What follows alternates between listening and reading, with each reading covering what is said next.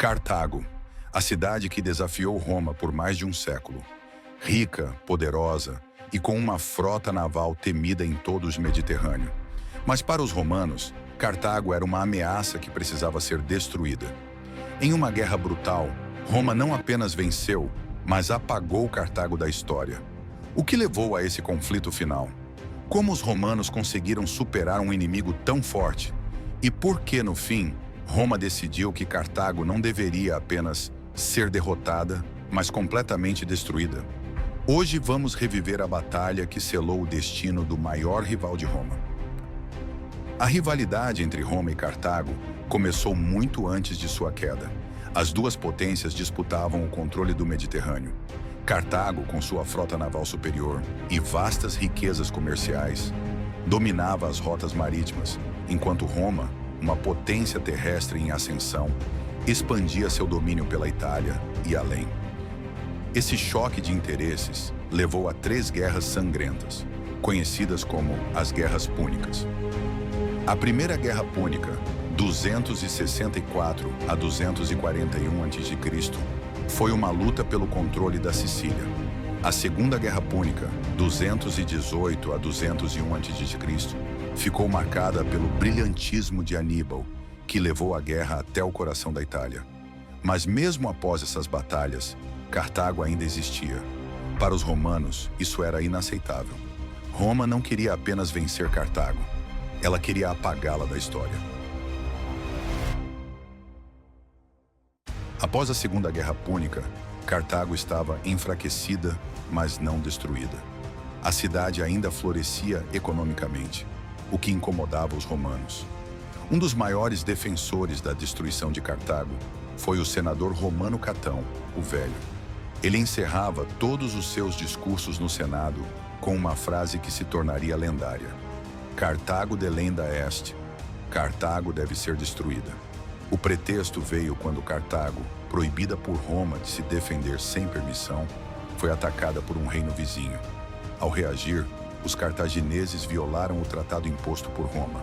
Para os romanos, isso era motivo suficiente para a guerra. E assim começou a Terceira Guerra Púnica, 149 a 146 a.C. Os romanos enviaram um exército colossal comandado por Cipião Emiliano. Mas Cartago, mesmo enfraquecida, não caiu facilmente. A cidade era uma fortaleza com muralhas gigantescas e milhares de soldados e civis dispostos a lutar até o fim. O cerco durou quase 3 anos. Os cartagineses usaram cada recurso disponível para resistir. Construíram novas armas, improvisaram defesas e até queimaram seus próprios navios para evitar que caíssem em mãos inimigas. Mas Roma era implacável. Lentamente, os romanos cortaram os suprimentos da cidade, estrangulando qualquer chance de sobrevivência.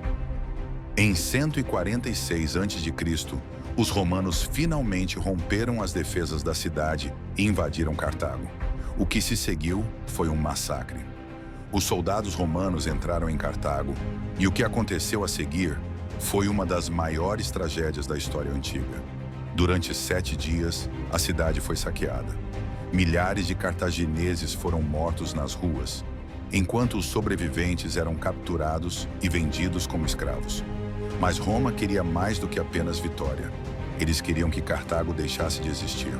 Após o massacre, os romanos destruíram cada edifício, queimaram tudo e, segundo algumas fontes, espalharam sal sobre a terra para que nada mais crescesse ali.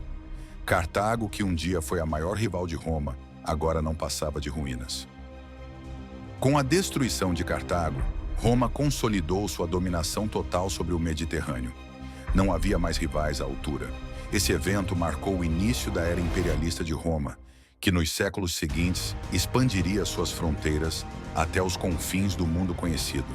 Mas apesar da vitória, a brutalidade com que Roma tratou Cartago se tornou um lembrete sombrio do destino de qualquer nação que ousasse desafiar o poder romano. A queda de Cartago foi um dos momentos mais decisivos da história. Roma, impiedosa e estratégica, eliminou seu maior rival e estabeleceu uma hegemonia que duraria séculos. Mas essa vitória levanta uma questão: Teria Roma sido justa ao destruir completamente Cartago?